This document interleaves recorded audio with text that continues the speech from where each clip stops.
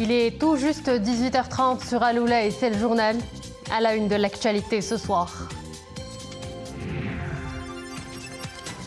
À Riyad, les travaux du sommet économique saoudo-africain se sont ouverts aujourd'hui.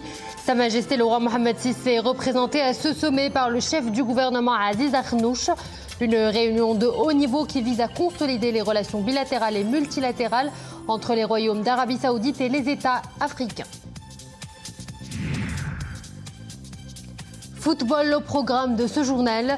Coupe du monde de la catégorie des moins de 17 ans. En Indonésie, les Lionceaux ont récolté les 3 points de la victoire. Les protégés de Saïd Chiba se sont imposés face au Panama avec 2-0.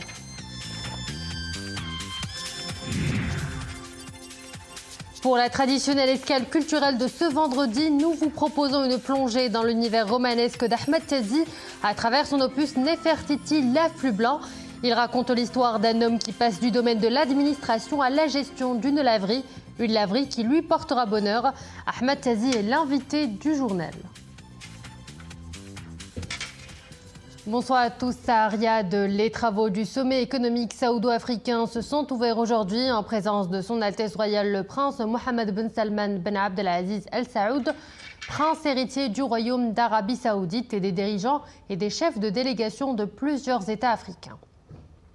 Sa Majesté le roi Mohammed VI est représenté à ce sommet par le chef du gouvernement Aziz Akhannouch. Ce sommet vise à instaurer une coopération stratégique entre les parties saoudiennes et africaines dans le domaine de l'économie et de l'investissement. De quoi servir les intérêts communs, le développement et la stabilité des pays du continent. Cette réunion de haut niveau vise aussi à définir les domaines de la coopération et à parvenir à une vision commune pour aller de l'avant dans la consolidation des relations bilatérales et multilatérales entre le Royaume d'Arabie Saoudite et les États africains.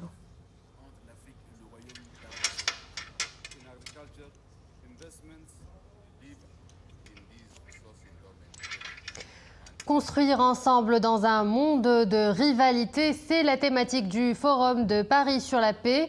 La séance inaugurale du forum s'est déroulée aujourd'hui à Paris en présence d'André Azoulay, conseiller de Sa Majesté le Roi, qui représente le souverain à ce conclave qui réunit chaque année chefs d'État et de gouvernement, dirigeants d'organisations internationales et des acteurs de la société civile des pays du Sud et du Nord pour améliorer la gouvernance mondiale.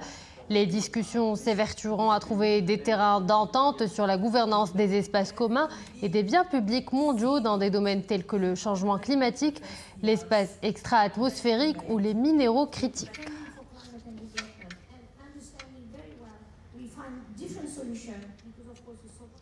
Révision du Code de la famille. Voilà maintenant plus d'une semaine que l'instance chargée de la révision de ce code enchaîne les auditions avec les associations féminines. Les propositions diffèrent les unes des autres, mais elles ont en partage l'amélioration des conditions de la femme marocaine, de la famille marocaine dans toutes ses composantes. Zakia Belkas avec Nisrine Aoustar. Elles unissent leurs voix pour instaurer une nouvelle conception de l'égalité et de l'équilibre familial. Pour ces militantes, réexaminer le code de la famille ouvrira la voie à une avancée sociale considérable, capable de corriger les dysfonctionnements et les lacunes existants au sein même de ce code. Les participantes plaident pour une approche fondamentale, pouvant garantir la protection juridique, sociale et économique des familles, et cela en garantissant leur union, leur stabilité et leur préservation. Ça représente encore une fois un enjeu de cohésion sociale, d'égalité, d'absence de toute forme de discrimination. Et c'est pour cela que nous attendons beaucoup de cette réforme, pour qu'elle soit globale, qu'elle puisse donner aux femmes la dimension genre ne se présente pas en termes tout simplement d'égalité textuelle, mais aussi en termes d'application concrète dans le réel des femmes. Les propositions sont concentrées sur plusieurs articles traitant des questions familiales, particulièrement les articles dont les dispositions ne correspondent plus aux évolutions de la société marocaine. Les participantes mettent fortement en avant le contenu de la lettre royale, qui a insisté sur la mise en adéquation des lois aux défis sociaux et sociétaux. Notre présence aujourd'hui nous a permis de discuter et de débattre et surtout de présenter nos doléances par rapport aux amendements qu'il faut apporter au Code de la famille, bien sûr en se basant sur 3 importants piliers. Le premier, c'est le principe de l'égalité et de l'équité pour que, bien sûr, ce principe soit adopté au niveau de la Moudawana. Ces réunions s'inscrivent dans le cadre de la série de consultations et des séances d'écoute tenues par l'instance chargée de la révision du Code de la famille, avec les différents acteurs concernés, y compris les représentantes des différentes coordinations féminines des défenses des droits des femmes et des enfants. Une approche collégiale et participative qui permettra à la nouvelle version de la Moudawana de s'harmoniser avec la progression de notre législation nationale. À l'international, Gaza, toujours sous les bombes de l'armée israélienne. Un raid visant une école a fait une 50aine de morts palestiniens. Le directeur de l'hôpital Al-Shifa, le plus grand de la bande de Gaza, a affirmé avoir reçu une 50aine de corps après le bombardement vendredi matin d'une école de la ville de Gaza où s'abritent de nombreux déplacés.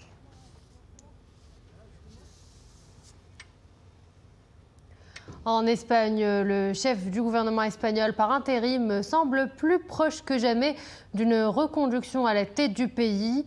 3 mois après les élections législatives et malgré la difficulté, Pedro Sánchez se rapproche de la Moncloa après des semaines de négociations avec les indépendantistes catalans.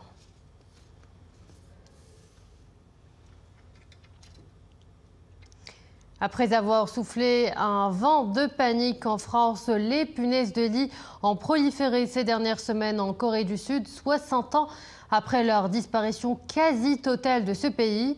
Le gouvernement de Séoul a opté pour un plan massif de lutte contre ces insectes dans tout le pays, avec une mise en application prévue dès la semaine prochaine.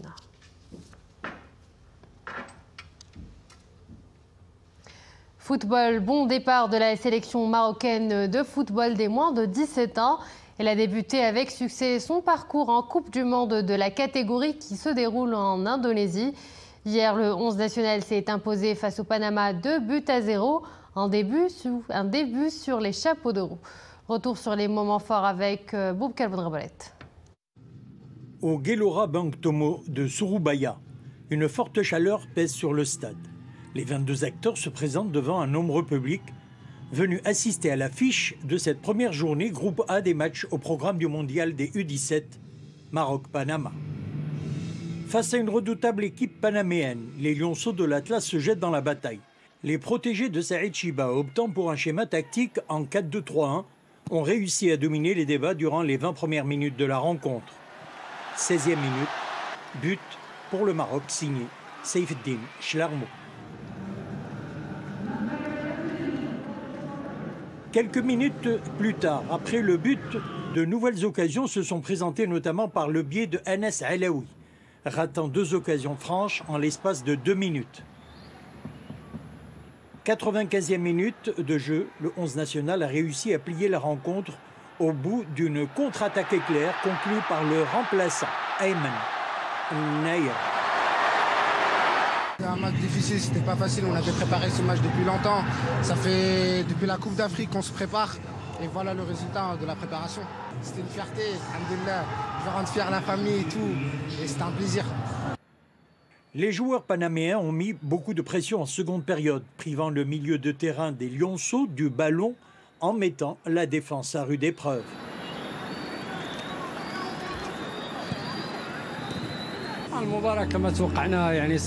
Un premier match d'une grande compétition, c'est toujours difficile de développer un bon football. Nous avons dominé les 20 premières minutes de jeu. Plusieurs occasions se sont présentées pour aggraver encore davantage le score. Physiquement, nous avons souffert un peu en raison du climat auquel nous ne sommes pas habitués. Malgré cela, nous sommes restés concentrés. L'essentiel était de décrocher les 3 points de la victoire. À la faveur de ce succès, le Maroc prend la tête du classement du groupe A avec 3 points. La sélection nationale rencontrera l'Équateur lundi prochain pour le compte de la 2e journée. Tout de suite, place à présent à votre escale culturelle hebdomadaire du vendredi.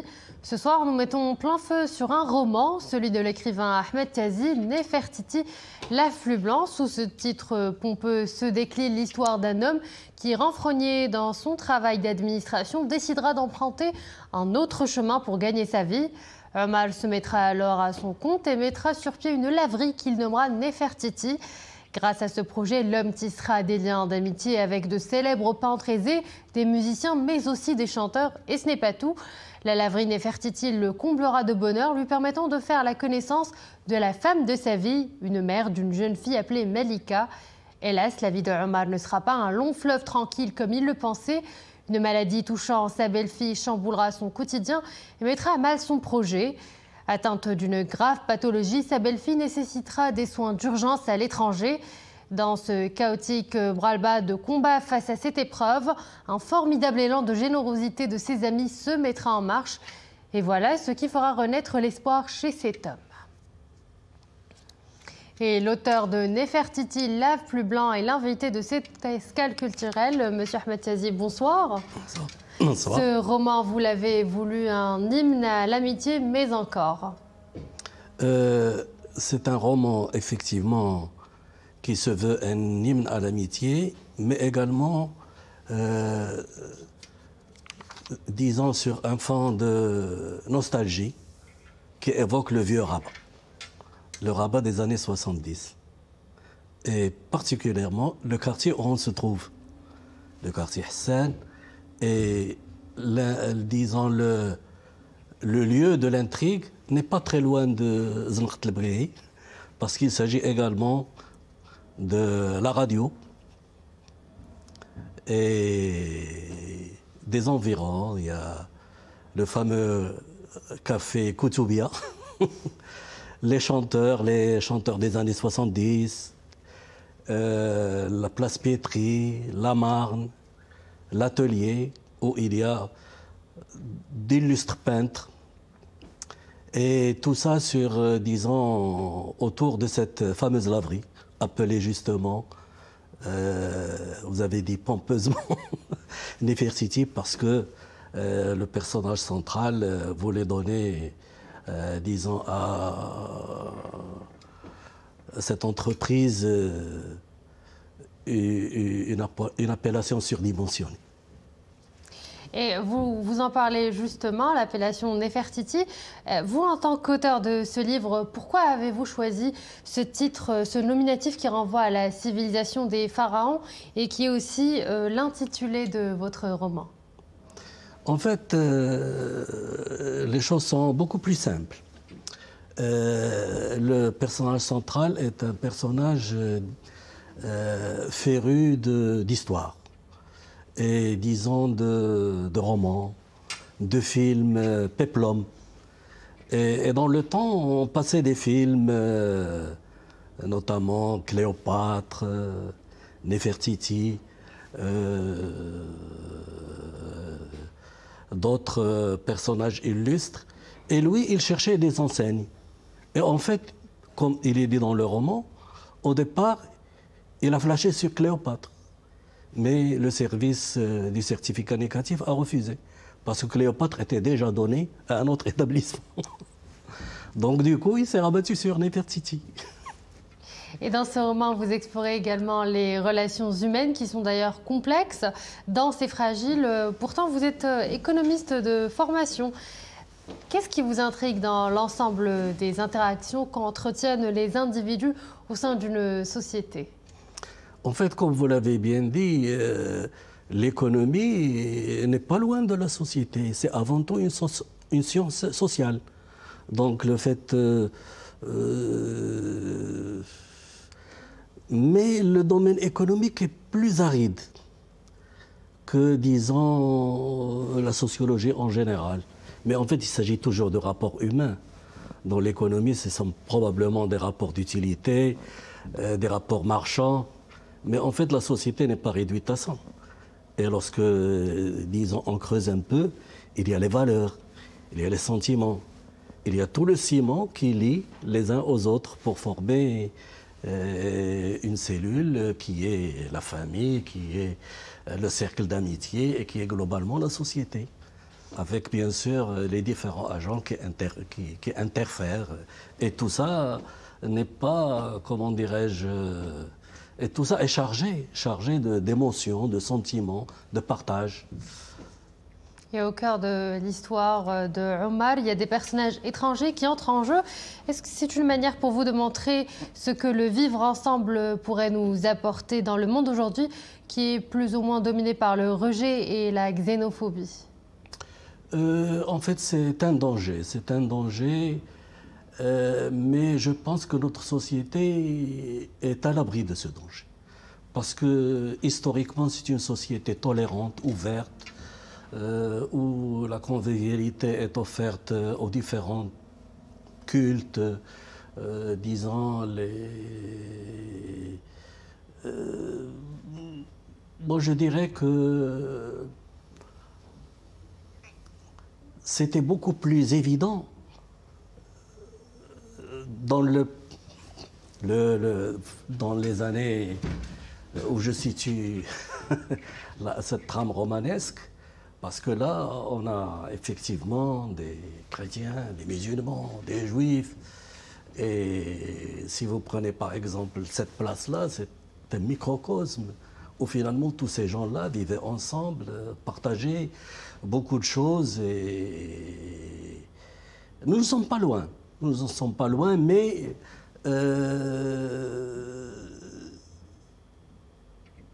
les choses se perdent un petit peu, mais je pense que les Marocains résistent, disons, à ce fléau de xénophobie et d'intolérance et de rejet de l'autre.